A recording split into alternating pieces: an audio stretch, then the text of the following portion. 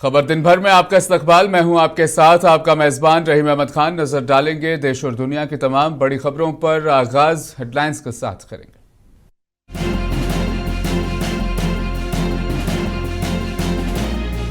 हिंदुस्तान काबुल में अपने technical mission को एम्बेसी में अपग्रेड करेगा। वजीर खारजा एस जयशंकर का अहम ऐलान।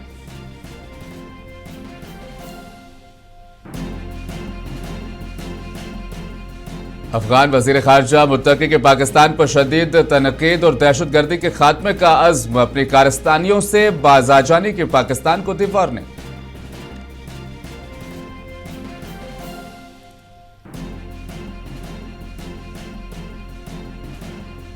जम्मू कश्मीर रियासती दर्जे की बहाली पर समाअत का मामला सुप्रीम कोर्ट ने मौक़िफ़ पेश करने के लिए मरकज को दिए 4 हफ्ते का वक्त।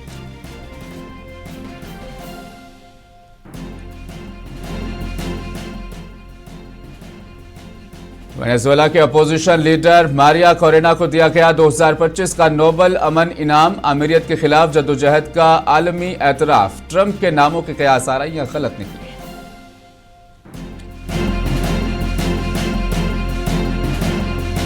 और झांसी के बुंदेलखंड यूनिवर्सिटी में अफरा तफरी। मुलायम सिंह यादव की बरसी पर एबीवीपी और समाजवादी पार्टी के तुलबा में तसादुम। पुलिस की भारी नफरी तैनात। और अब बढ़ेंगे खबरों में आगे। वजीर खारजा एस जयशंकर ने जुमा को अफगानिस्तानी वजीर खारजा अमीर खान मुत्तकी से 2 तरफा मुज़ाकरात की। इस दौरान अफगानिस्तान में हिंदुस्तानी सफारतखाने की सूरत हाल पर बातचीत की गई। इस मौके पर वजीर खारजा एस जयशंकर ने ऐलान किया कि भारत काबुल में अपने टेक्निकल मिशन को मुकम्मल सिफारत खाने के दर्जे में अपग्रेड करेगा। तालिबान के इक़्तिदार संभालने के बाद भारत ने साल 2021 में काबुल में अपना सिफारत खाना बंद कर दिया था, लेकिन 1 साल बाद वहां टेक्निकल मिशन खोला गया था। अफगानिस्तान वजीर खारजा अमीर खान मुत्तकी ने इस मुलाकात के दौरान कहा कि भारत इस खित्ते का एक तारीखी और अहम मुल्क है और हिंदुस्तान हमेशा अफगानिस्तानी अवाम के साथ खड़ा रहा है, मुख्तलिफ शोबों में मदद फराहम की है।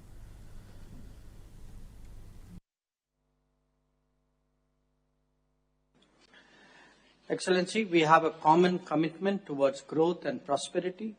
However, these are endangered by the shared threat of cross-border terrorism that both our nations face. We must coordinate efforts to combat terrorism in all its forms and manifestations. We appreciate your sensitivity towards India's security concerns. Your solidarity with us in the aftermath of the Pahalgam terrorist attack was noteworthy. India is fully committed to the sovereignty, territorial integrity, and independence of Afghanistan. Closer cooperation between us contributes to your national development as well as regional stability and resilience. To enhance that, I am pleased to announce today the upgrading of India's technical mission in Kabul to the status. Afghanistan के वजीर खारजा आमिर खान मुत्तकी ने भारत की तरफ से इंसानी इमदाद की तारीफ की और हिंदुस्तान को करीबी दोस्त मुल्क करार दिया। अफगानिस्तान के वजीर खारजा ने दोनों ममालिक के दरमियान ताल्लुकात को मजीद मजबूत करने की ख्वाहिश जाहिर की। मुत्तकी ने नई दिल्ली में वजीर खारजा डॉक्टर एस जयशंकर से मुलाकात के दौरान कहा कि अफगानिस्तान में हालिया ज़लज़ले के बाद सबसे पहले इमदादी सामान भेजने वाला पहला मुल्क भारत था, जिससे दोनों मुल्कों के दरमियान गहरे खैर सगाली ताल्लुकात का इजहार होता है। उन्होंने तजवीज़ दी कि भारत और अफगानिस्तान के दरमियान एक मुशावरती निज़ाम कायम किया जाए ताकि बाहमी ताउन को मजीद वसअत दी जा सके। वज़ीर खारजा जयशंकर ने भी अफगानिस्तान के अवाम के साथ भारत के दरीना ताउन को जारी रखने का यकीन दिलाया।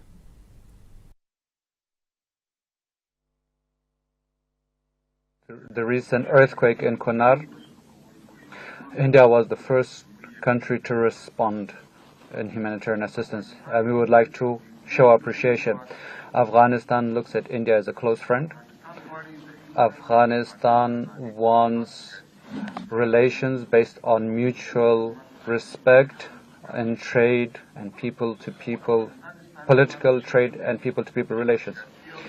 The Islamic Emirate of Afghanistan stands ready to create a mechanism of understanding between 2 countries, and these consultative mechanisms work towards strengthening our relations. The recent earthquake in Kunar. Bharat और अफगानिस्तान की हुकूमत के दरमियान सिफारती ताल्लुकात में नई पेशरफ्त हुई है। अफगानिस्तान के वजीर खारजा आमिर खान मुत्तकी ने दिल्ली में एक प्रेस कॉन्फ्रेंस के दौरान पाकिस्तान पर सख्त तनकीद करते हुए कहा कि उनका मुल्क दहशतगर्दी के मुकम्मल खात्मे के लिए पुरज़्म है। मुत्तकी ने कहा कि अफगानिस्तान किसी भी मुल्क को अपनी सरजमीन दहशतगर्दी के लिए इस्तेमाल करने की इजाज़त नहीं देगा। उन्होंने वाज़ेह किया कि अफगान हुकूमत खित्ते में अमन व इस्तेहकाम की ख्वाहां है और भारत के साथ बेहतर ताल्लुकात इसी मकसद के तहत फ़रोग़ देना चाहती है।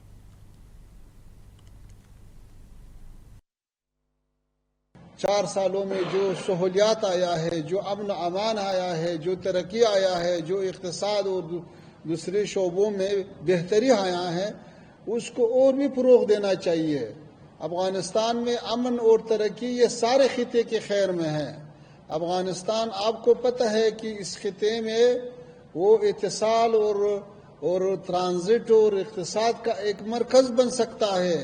ये जोग्राफिया ऐसा है कि सेंट्रल एशिया और जनूबी एशिया के दरमियान ये बेहतरीन नज़दीक रास्ता है वसल का, तो इससे फ़ायदा उठाना चाहिए। इस हालात को ख़राब करना नहीं चाहिए। हम जैसे हिंदुस्तान के साथ अच्छा ताल्लुकात चाहता है, पाकिस्तान के साथ भी अच्छा ताल्लुकात चाहता है, लेकिन ये ताल्लुकात दोनों तरफ से हो सकता है, एक तरफ से तो नहीं हो सकता है। इसलिए हमारा ख्वाहिश ये है कि ऐसे गलती को तकरार नहीं करना चाहिए। अफगानियों का हौसले नहीं आजमाया, उसको ज्यादा छेड़ना अगर लोग करता है तो वो एक बार अंग्रेज से पूछे, फिर सोवियत यूनियन से पूछे, फिर अमेरिका से पूछे, फिर नाटो से पूछे, ताकि वो आपको थोड़ा सा समझाए कि भाई अफगानिस्तान के साथ ऐसे खेल करना ये अच्छा नहीं है। अफगानिस्तान का लोग, अफगानिस्तान का हुकूमत, अफगानिस्तान का जो मौजूदा सियासत है वो मुतवाज़िन सियासत है, वो सुलहामेज़ सियासत है, वो बिरादरी चाहता है, हम इक़्तिसादी रवाबित चाहता है, हम डिप्लोमेटिक रवाबित चाहता है। जब डिप्लोमेटिक वज़ीर ख़ारजा डॉक्टर एस जयशंकर ने 5 एम्बुलेंस अफगानिस्तान के वज़ीर ख़ारजा आमिर खान मुत्तकी के हवाले की। बताया कि भारत की जानिब से तोहफ़ा अफगानिस्तान को दी जाने वाली 20 एम्बुलेंस और दीगर तिब्बी आलात के पैकेज का हिस्सा है। डॉक्टर जयशंकर ने कहा कि यह इक़दाम भारत के उस दरीना अज़्म की अक्कासी करता है जिसके तहत वो अफगानिस्तान अवाम के साथ इंसानी हमदर्दी की बुनियाद पर ताउन जारी रखे हुए है। अफगान वज़ीर ख़ारजा आमिर खान मुत्तकी ने भारत की इस मदद पर शुक्रिया अदा करते हुए कहा कि भारत हमेशा मुश्किल वक्त में अफगान अवाम के साथ खड़ा रहा है।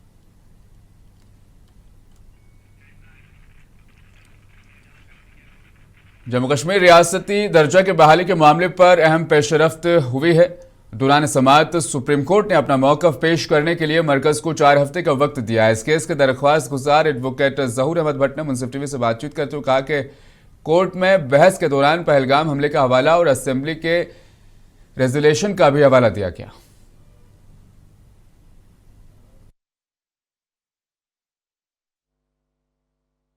दिसंबर 2024 में सुप्रीम कोर्ट ने बोला था कि जम्मू एंड कश्मीर को रेस्टोर कीजिए statehood immediately after the elections तो 2024 में अक्टूबर में हो गए, अभी तक स्टेटहुड रेस्टोर नहीं हुआ है।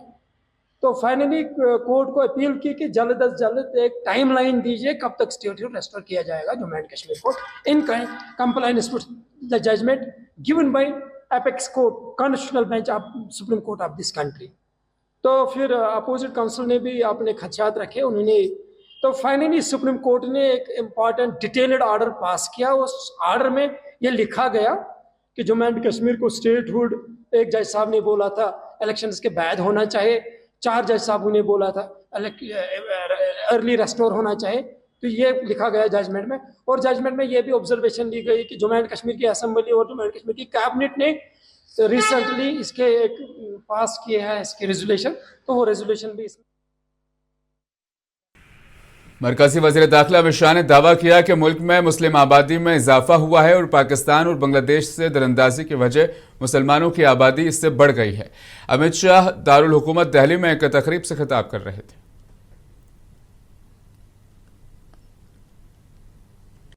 51 की जनगणना में हिंदू 84% थे और मुस्लिम समाज की आबादी 9.8% थी।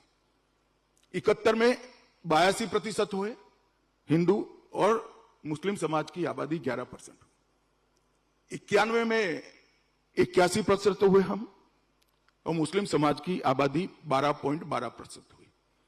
और 11 में 79% हुए और मुस्लिमों की संख्या 14.2% हुई। इसमें ऐसे संशय में मत रहिएगा, क्योंकि मैं क्यों दो ही धर्म की आबादी बोल रहा हूं, क्योंकि मैं घुसपैठ की बात करना चाहता हूं, इसलिए इसकी बात। और इसके रेफरेंस में बाद में मैं बताऊंगा, हमारा विभाजन भी है। अगर देश का विभाजन न हुआ होता तो धर्म के आधार पर जनगणना करने की कभी जरूरत ही नहीं पड़ती, परंतु देश का विभाजन चूंकि धर्म के आधार पर हुआ है, तो इसीलिए शायद कांग्रेस के नेताओं ने 51 की जनगणना से धर्म को पूछना मुनासिब समझा हो। असम के वज़ीर आला हेमंत बिस्वा शर्मा ने दावा किया है कि बंगाली बोलने वाले मुसलमान अगली मरदमशुमारी में रियासत की सबसे बड़ी बिरादरी बन जाएगी। मीडिया से गुफ्तगू करते हुए हेमंत बिस्वा शर्मा ने कहा कि जब अगली मरदमशुमारी मुकम्मल होगी, मियाँ मुस्लिम असम की सबसे बड़ी आबादी होगी। उन्होंने कहा कि अगर 30 साल पहले एहतियाती इक़दामात किए जाते तो हालात मुख्तलिफ होते। वज़ीर आला ने मजीद कहा कि अब एक जंग शुरू हो चुकी है और हम इसे मंतकी अंजाम तक पहुंचाएंगे। उन्होंने ऐलान किया कि रियासती असेंबली के आइंदा इजलास में 2 अहम कवानीन पेश किए जाएंगे ताकि मकामी बिरादरी, ज़मीन और घर की हिफाजत उनकी की जा सके।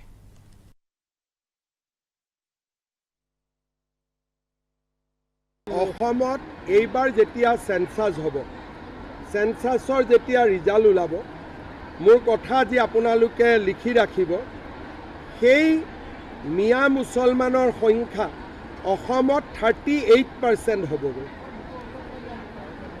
যদি প্ৰজেকশ্যন কৰে, যিকোনো ষ্টেটিষ্টিক ডিপাৰ্টমেণ্টৰ মানুহে প্ৰজেকশ্যন কৰিব পাৰিব, অসমৰ জনসংখ্যাৰ তেওঁলোক 38 সংখ্যক হ'ব আৰু অসমৰ সৰ্ববৃহৎ জনগোষ্ঠীত পৰিণত হ'ব।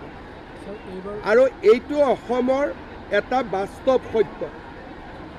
সেই কাৰণে আমাৰ মানুহখিনিক আমি কেনেকৈ বচাব পাৰোঁ, কেনেকৈ আগবঢ়াই লৈ যাব পাৰোঁ, যোৱা 5টা বছৰ আমি কাম কৰিছোঁ। অহা বিধানসভাটো এই ধৰণৰ সমস্যাক লৈ 2খন খুব গুৰুত্বপূৰ্ণ আইন বিধানসভাৰ মজিয়াত আহিব।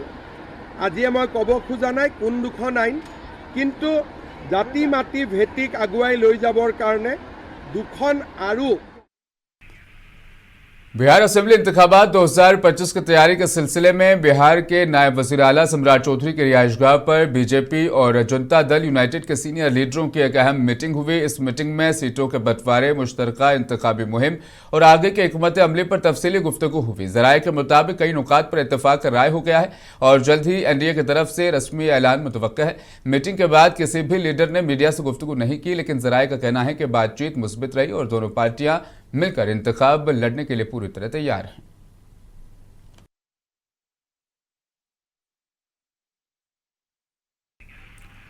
नई दुनिया फाउंडेशन के ज़ेर एहतमाम किताब नई दुनिया नई सहाफ़त की दुनिया की रस्म इजरा और मुज़ाकरा की तकरीब गालिब अकेडमी हज़रत निज़ामुद्दीन बस्ती दिल्ली में मुनअक़िद हुई। इस तकरीब की सदारत मुमताज़ सहाफ़ी और साबिक़ MP शाहिद सिद्दीकी ने की।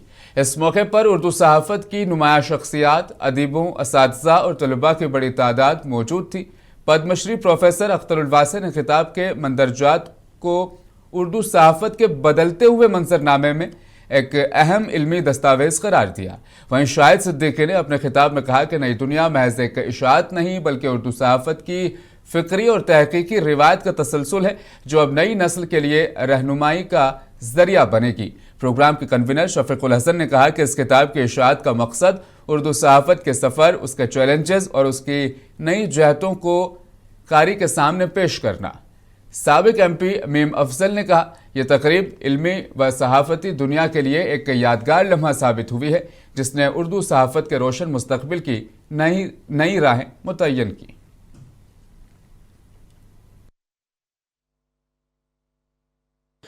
नई दुनिया इसके जो मुज़ाकरा है, इसमें एक तो किताब की रिलीज़ है नई दुनिया नई सहाफ़त की दुनिया।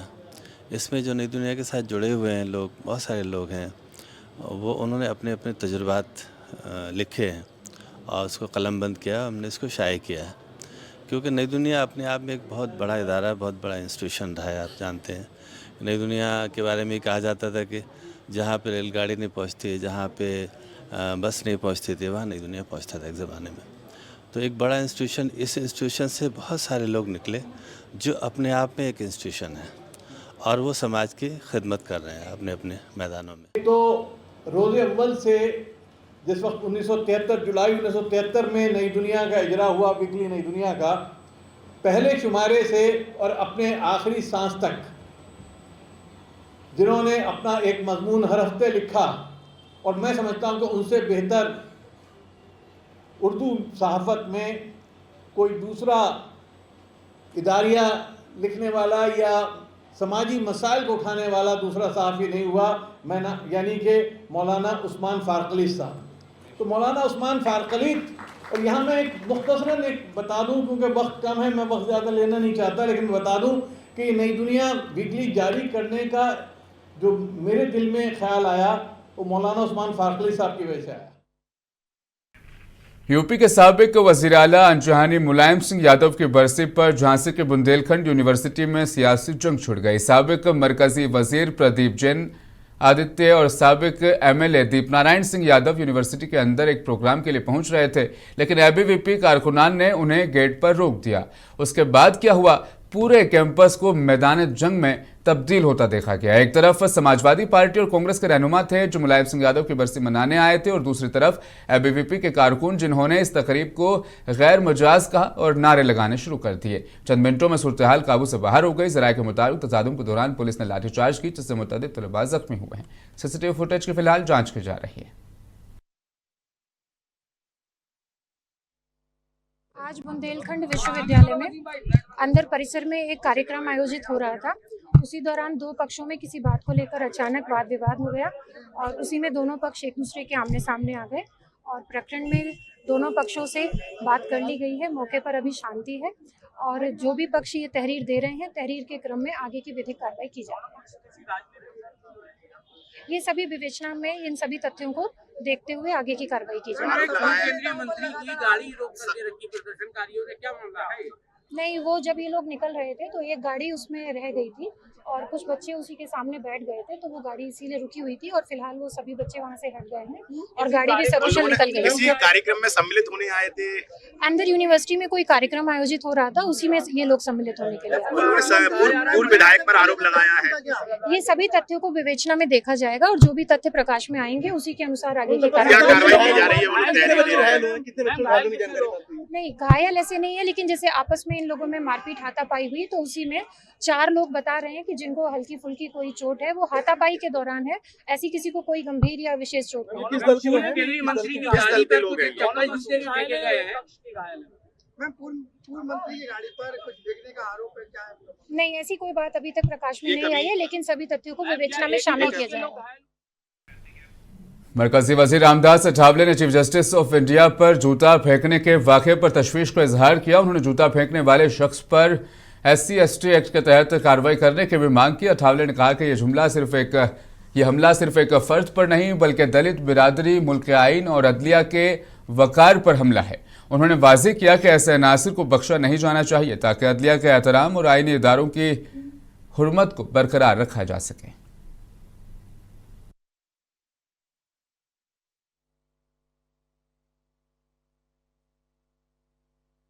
मुझे लगता है कि हमारे सम्माननीय भूषण गवई जी हमारी शेड्यूल कास्ट कम्युनिटी जाती बुद्धिस्ट कम्युनिटी के है, बुद्धिस्ट धर्म के है, और उनके पिताजी RS गवई हमारी रिपब्लिकन पार्टी के नेता भी रहे हैं।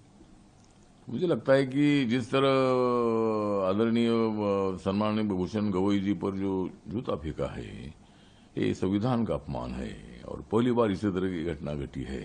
बहुत सारी जजमेंट एक दूसरे के खिलाफ अनेक बार चीफ जस्टिस हो या जस्टिस हो, इन लोगों ने ऐसे बयान भी दिए हैं, लेकिन जिस तरह चीफ जस्टिस के कमरे में जाकर इसी तरह का जूता फेंकना बहुत बड़ा गलत है।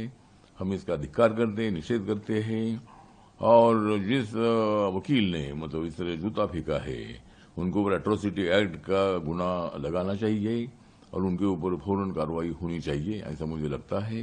अपने देश में अलग अलग धर्म के लोग हैं, अपनी अपनी भूमिका रखने का सबको अधिकार है, बात सही है, लेकिन जो मतलब हमलावर है, ये जो बयान दे रहे थे झूठ बयान है। और गवई जी सर्वधर्म समभाव की सेवा करने वाले चीफ जस्टिस है, उनको मालूम है कि संविधान में हर धर्म के लोगों को समान न्याय दिया है। तो इसीलिए उनके ऊपर आरोप लगाना ठीक नहीं है। उनके ऊपर एट्रोसिटी एक्ट लगाना चाहिए, उनको फौरन।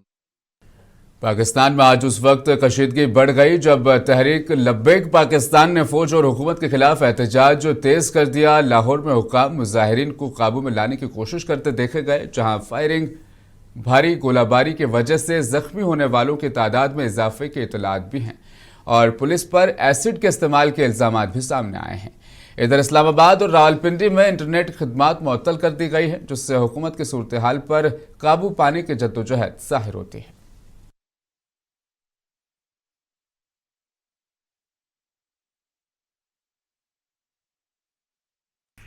आज नॉर्वे में नोबेल अमन इनाम का ऐलान किया गया। इस साल का इनाम वेनेजुएला के अपोजिशन रहनुमा मारिया कोरिना को दिया गया है। नॉर्वे के नोबेल कमेटी के चेयरमैन योर्गन वांटे फर्नांडिस ने उनका तारुफ एक दिलेर और पुरअज़्म अमन की अलंबरदार के तौर पर कराया। बताते चले यह इनाम वेनेजुएला में जमहूरी हुकूक के लिए उनके मुसलसल जद्दोजहद और आमीरियत के खिलाफ उनके अज़्म की वजह से दिया गया है। उन्होंने सदर के तीसरी मुद्दत के दौरान होने वाले धांधली और ज़्यादा इंतखाबात के खिलाफ आवाज़ उन्होंने उठाई और जमहूरियत के लिए अपनी जद्दोजहद जारी रखी। माचावो वेनेजुएला की पहली नोबेल अमन इनाम याफ्ता शख्सियत हैं और ये इनाम उनके मुल्क में जमहूरियत के लिए जारी तहरीक की आलमी सतह पर दिया गया है। उन्होंने इस एजाज़ को वेनेजुएला की अवाम की जद्दोजहद और कुर्बानियों का एतराफ़ करार दिया।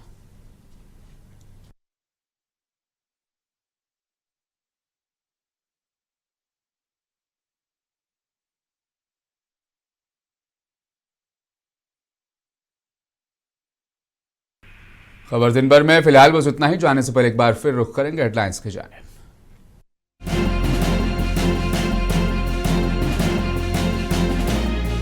हिंदुस्तान काबुल में अपने टेक्निकल मिशन को एम्बेसी में अपग्रेड करेगा, वजीर खारजा एस जयशंकर का अहम ऐलान।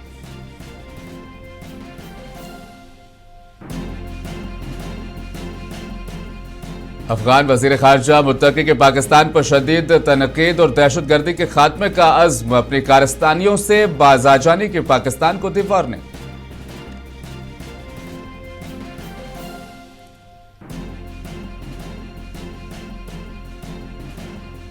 जम्मू कश्मीर रियासती दर्जे की बहाली पर समाअत का मामला, सुप्रीम कोर्ट ने मौक़िफ़ पेश करने के लिए मरकज को दिए 4 हफ्ते का वक्त।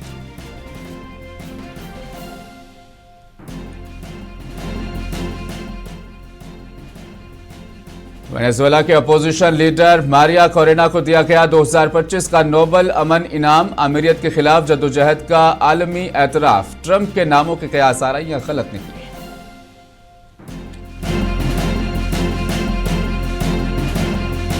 और झांसी के बुंदेलखंड यूनिवर्सिटी में अफरा तफरी, मुलायम सिंह यादव की बरसी पर एबीवीपी और समाजवादी पार्टी के तुलबा में तसादुम, पुलिस की भारी नफरी तैनात। खबर दिन भर में आज के लिए फिलहाल बस इतना ही। मुझे दीजिए इजाजत, आप बने रहें मुंसिफ टीवी के साथ।